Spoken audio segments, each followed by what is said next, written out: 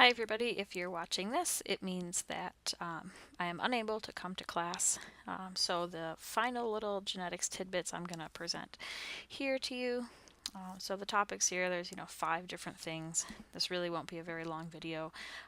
Just a few last important concepts to know about genetics. Alright, so the first is non-disjunction. So non-disjunction is a fancy way of saying that things didn't separate correctly during meiosis. Okay, so remember meiosis is where we're creating gametes. Meiosis 1, we separate homologous chromosomes. Meiosis 2, we pull apart those two halves of the X. So we're pulling apart the sister chromatids from each other. If there's a problem and things don't separate the way they should, two things go to the right instead of one going right and one going left, we can end up with the wrong number of chromosomes in a gamete. And if we have that wrong number, it's called aneuploidy. Now, non-disjunction can happen during meiosis 1 or meiosis 2. Okay, and depending on where it happens, you're going to have different results in your gametes. So if we look at this top over here, we can see that they're showing meiosis, and they're showing 2 pairs of homologous chromosomes. Okay, so we have long chromosome and we have short chromosome. Oops. And the chromosomes, the homologous chromosomes, get separated in meiosis 1. Okay, so here at the top we can see that the short chromosomes, one went right, one went left, or in this case, one went top and one went bottom. But these large X's, both of them went the same way. They did not get pulled apart. So this would be non-disjunction during meiosis 1. On the bottom here, we can see that there was no non-disjunction. Okay, that means that the small x, one went top, one went bottom, and the large x, one went top, one went bottom. Okay, so this is how it should have been. The top is if there was a non-disjunction event. And if we follow along that top that had the non-disjunction, we can see that in meiosis 2, we do pull apart the two halves of the X. So we pull apart those sister chromatids from each other. We unpaperclip the chromatids and we can pull them apart. And that happens, okay, but because we don't have non-disjunction here, we had the non-disjunction here. So this part takes place correctly. It's just that because of the problem that happened in meiosis 1, because of that non-disjunction, we're going to pull apart the two halves of the big blue X and the two halves of the big red X, all in, for this cell here on the right. And this one over here pulls apart only this one, because that's the only one that ended up on the left, was that small red one. So our final result here, it should have been that each of these gametes gets one copy of the long chromosome and one copy of the short. And what we see is that these top 2 gametes, they get 2 copies of the long and 1 of the short, and each of these gametes that's formed didn't get any copies of that long chromosome at all. All they have is 1 copy each of the small chromosome. So none of these are correct. We should have had 1 long and 1 short in each, and that's not what we see.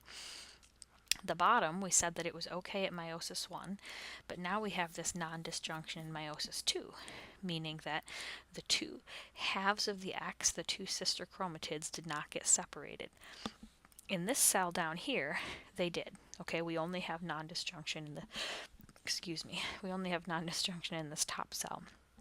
The bottom one here, those X's do get pulled apart properly, and so we see 2 gametes. Each one gets 1 copy of the long and 1 copy of the short. Okay, so this is all okay. This whole bottom path is okay, but the path that goes here, so bottom but then goes top, this is where that non-disjunction was. The arrow is pointing to, it looks like it's pointing to this chromosome, but it's not supposed to be. It's supposed to be pointing all the way up here to this X that does not get separated. So, oops, sorry about that. So here in this gamete, and again, it's hard to see, this is still looking like an X. Those chromatids did not separate. Okay, so this is still looking like an X, and it shouldn't. And then we get that large blue chromosome. So these things here ended up in one gamete, a full X that didn't separate, and then the long chromatid. This gamete is missing its half of this short X. Okay, so the top one got too many copies of that short X. This one didn't get any copies of the short X, and these are both okay. And all these numbers on the side here, regular N means it was okay. If they've got a +1, it means that they've got too many, copies of something. If they have a -1, it means they're deficient. Okay, so back to the text over here. After we have one of these non-disjunction events, and we get a gamete that has the wrong number, that can cause a problem when that gamete is used in fertilization. Okay, so if a sperm that has the wrong number or an egg that has the wrong number is used in a fertilization event, the offspring that results from that gamete is going to have the wrong copies. For example, I have written here, if we have a gamete that has 2 copies of a chromosome instead of 1, and if it pairs together with a regular gamete with 1 copy, so one of these is a sperm, one is an egg, they're fertilizing, the offspring is going to end up with 3 copies of that chromosome, which means that that offspring has 3 copies of every recipe that's on that particular chromosome. Usually this makes the offspring not viable. Okay, most of the time when this happens, it's going to lead to a miscarriage, a very early miscarriage, because whichever sperm and egg happened to fertilize together, there was a problem genetically with one of them, and so usually the offspring doesn't develop past fertilization. Sometimes, depending on which chromosome it is, it cannot be as big of a problem. So, oops, I think I'm getting ahead of myself. I'll click forward one more. So what I was getting to is that Down syndrome is if somebody is born with 3 copies of chromosome 21. It's also called trisomy 21. Tri meaning 3, some like chromosome. So a trisomy means you have 3 copies of a chromosome. The only chromosome that usually leads to a viable birth is chromosome 21. And if we think about the order of our chromosomes, chromosome 21 is one of the shortest chromosomes. It doesn't have that much on it because it's just a small little teensy chromosome. So if you have 3 copies of that and 3 copies of all the recipes on that, you still end up with Down syndrome, but it's most of you have probably either experienced or seen people with Down syndrome, and and they're okay. Because that chromosome that they have 3 copies of is just a little tiny chromosome with not that much on it.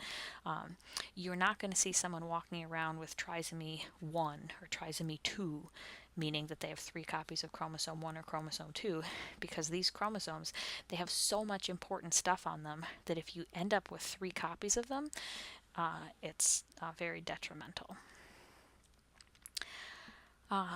Anyway, so I'll continue with this slide and then I'll go back to that question that I skipped.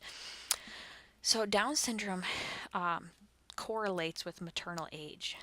Okay, and there's lots of studies on this, that the older the mother is, the more likely that the baby will have Down syndrome. And this makes sense when you think about it, because the reason that a baby would have Down syndrome is from one of these non-disjunction events, meaning there's an error in meiosis. So as mothers age, their cells, their gametes, they just aren't as good at doing meiosis. This doesn't usually happen in males as much, but in females in particular, these egg cells, they're just not that great at meiosis anymore. So because of that, they tend to have errors, which of course can lead to having 3 copies of chromosome 21. The graph here shows that by the time the woman is about 35, there's about a 0.5% risk of Down syndrome. In other words, I'll do it out of 200 instead. 1 out of every 200 live births would have Down syndrome in a 35-year-old.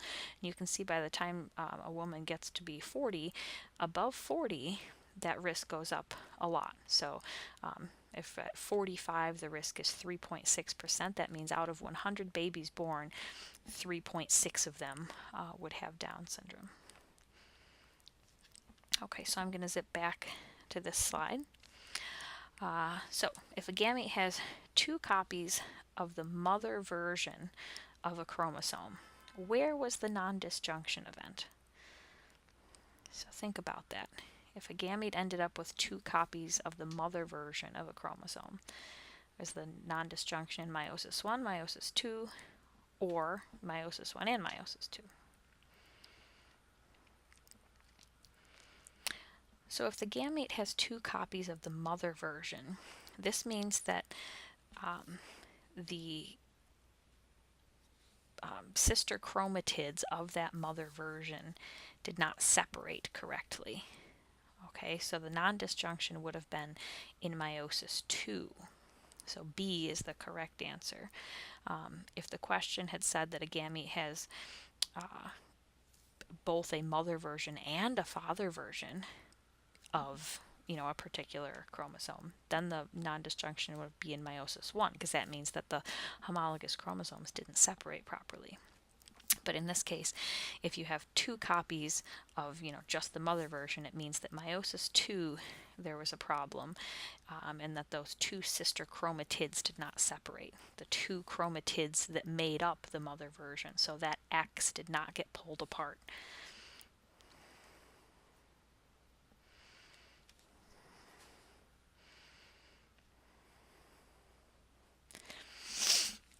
Okay, so another genetic term that's kind of interesting is polyploidy. So we've talked about diploid and haploid a lot, but in particular in plants, sometimes they can be triploid or tetraploid, or even more ploids. So if ploidy, think haploid means you have 1 copy of each chromosome. Diploid means you have 2 copies of each chromosome. So if you're triploid, you would have 3 copies of each chromosome. Polyploidy, even more than that. So in particular, in plants, sometimes they are just fine having 3 copies of every chromosome or 4 copies of every chromosome. In humans, we just said that pretty much only trisomy 21 is going to lead to viable offspring. The other ones can't be, you can't have them in triploid. But in plants, for some reason, they often do okay with having multiple numbers of their chromosomes. So this daylily here, it says it grows flowers with triple the number of petals compared to its diploid counterparts. So sometimes you can get something really, really neat when the genetics are not what they typically are. Okay, so instead of being diploid, it has too many copies of all of its chromosomes, and it ends up making just tons of petals, which is really cool.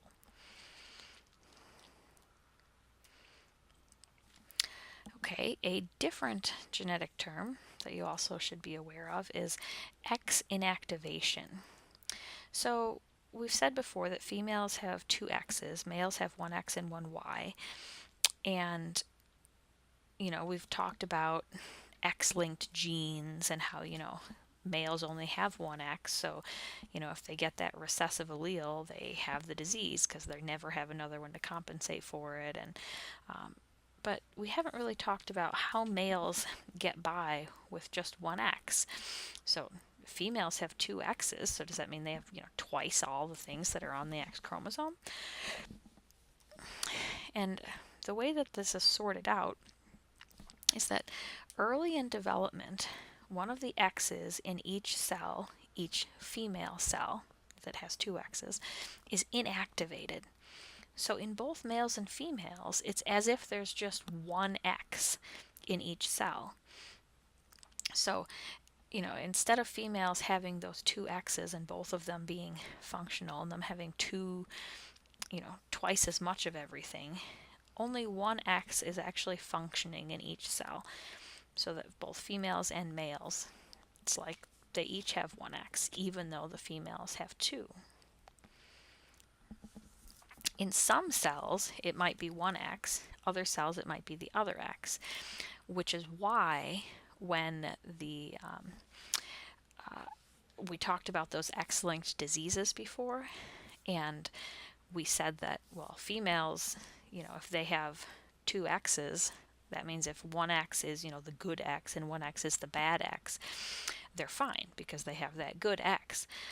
But now I'm telling you that in every cell there's only one X that's functioning. So you're probably thinking, okay, well, what if the bad X is the only functioning X? What if the good X got inactivated? Because in females they end up being this like a hybrid or a chimera. They end up being sort of a patchwork of some cells have one X active and some cells have the other X active. It doesn't really matter that they have one good X and one bad X because some of the cells are going to have the good X active, which is why females aren't really affected by these diseases that we talked about with X-linked diseases the same way that males are. So if anyone's ever seen a cat that looks kind of like this one, that's because of X inactivation, which is really neat because one of the one of the genes that's located on the X chromosome in cats is for coat color. And depending on which X gets inactivated is going to determine the coat color of that particular, hair producing cell in a cat. So in this cat, you can see that it looks like they've got some bits of their fur that are black and some look more tan, and some parts, it looks like some individual hairs might be black and some might be tan.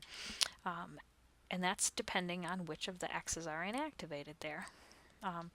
Because the X that's inactivated gets determined really, really early on, and it stays that way. So, early when this cat, was only, I don't know, like 32 cells large, really, really small. We're talking, embryonic state here. That's when the X's decide which ones are on and which ones are off.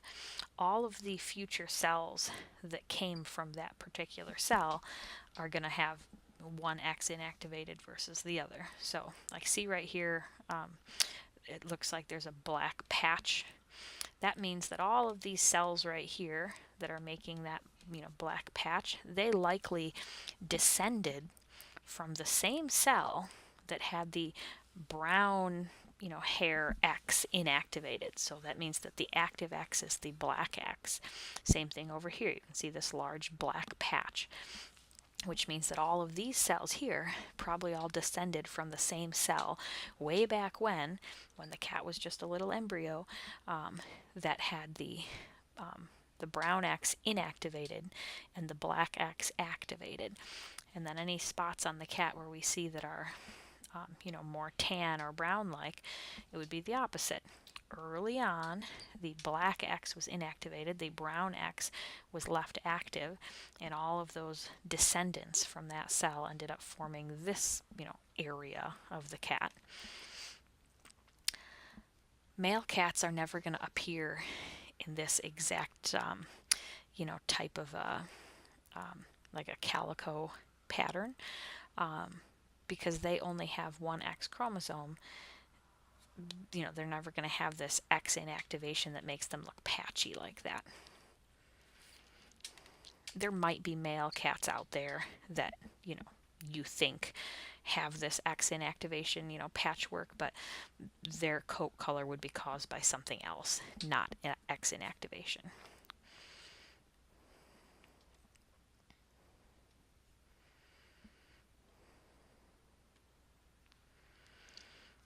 Okay, let's see. Inversions, that's another, genetic term you should be aware of. This is when a chromosome breaks and then gets repaired in the wrong order. Okay, so here we can see the normal chromosome has these genes, A, B, C, D, E, and F. And if that chromosome were to break and then get repaired the wrong way, where they accidentally attach, the D gene over here and the C gene over here, that's an inversion. Down here we have another inversion where E and F got swapped. Another term is translocation. So a translocation is when we end up swapping material between chromosomes that are not homologous. So imagine if the same thing that happened in recombination happened, but it was between chromosome 1 and chromosome, 20. They shouldn't be swapping information, but if they do, it's called a translocation. That means that part of, chromosome 20 ends up on chromosome 1, and part of chromosome 1 ends up on chromosome 20. So translocations can occur. They're not supposed to, because things that are on one chromosome are supposed to stay on that chromosome. But if they switch between chromosome, then that's a translocation. So again, this is between non-homologous chromosomes. If they were swapping between homologous chromosomes, that's just regular old recombination that we see in meiosis. Okay, so that is my last slide. If you're watching this video, that means that I couldn't come to class on Wednesday, which means that we're not doing our in-class review. But what I will prepare and send out if I'm not there to do in-class review on Wednesday is like a review sheet with a lot of information on it. So hopefully that can give you guys a good review before your exam, which is on Monday the 19th. So if you have any questions, definitely email me. Hopefully this was helpful on these last few genetics tidbits.